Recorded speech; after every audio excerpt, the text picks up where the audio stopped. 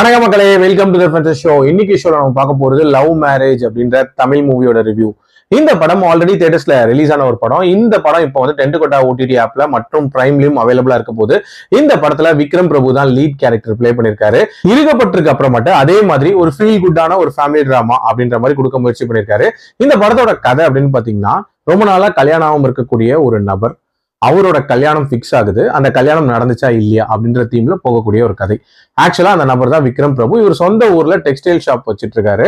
இவருக்கு ரொம்ப நாளா வரன் பார்த்துட்டு இருக்காங்க, எதுவுமே செட் ஆகவே இல்லை. கடைசியா ஒரு வரன் செட் ஆகுது. அந்த பொண்ணு பாக்குறதுக்காக போறாங்க அவங்க ஊருக்கு. அந்த அங்கேயே நிச்சயம் பண்ணிடலாம் அப்படின்னு முடிவு பண்றாங்க. அந்த டைம்ல எதிர்பாராத விதமா அங்கேயே ஸ்ட்ரக் ஆகுற மாதிரியான ஒரு சூழ்நிலை ஏற்படுது.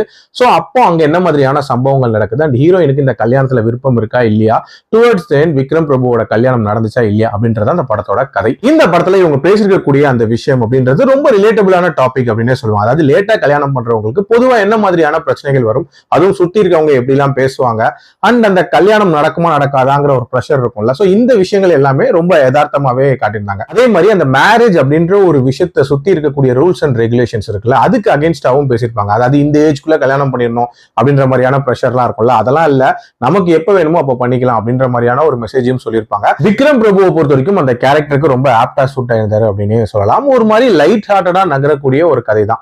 பட் இந்த படத்தோட ஒரு முக்கியமான பிரச்சனையா நான் பாக்குறது, ஒரு ரிலேட்டபிளான ஒரு டாபிக்கை ரொம்ப ரொம்ப செயற்கைத்தனமா பிரசன்ட் பண்ணிட்டாங்களோ அப்படின்ற ஒரு ஃபீல் இருந்துச்சு.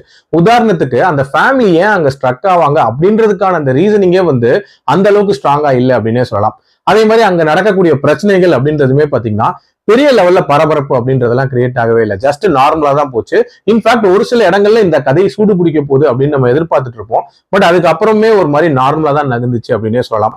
அப்கோர்ஸ் இந்த கதையில ஒரு சில ட்விஸ்ட் அண்ட் டர்ன்ஸ் அப்படின்றது நல்லா தான் ஒர்க் அவுட் ஆயிருந்துச்சு. பட் இருந்தாலும் ஒரு கட்டத்துக்கு மேல ரொம்ப ப்ரெடிக்டபிளா இருந்த மாதிரியான ஒரு ஃபீல் அப்படின்றதா இருந்துச்சு. ஓவரால் என்ன பொறுத்த வரைக்கும் ஒரு நல்ல ஃபீல் குட் டிராமாவா இருக்க வேண்டிய ஒரு படம் இப்போதைக்கு ஒரு ஆவரேஜ் படமா தான் இருக்கு அப்படின்னு சொல்லுவேன். என்னோட ரேட்டிங் இந்த படத்துக்கு 2.6 out of 5. அடல் கண்டென்ட்லாம் எல்லாம் பார்க்கலாம். மீண்டும் அடுத்த விமர்சனத்தில் சந்திக்கிறேன். நன்றி, வணக்கம்.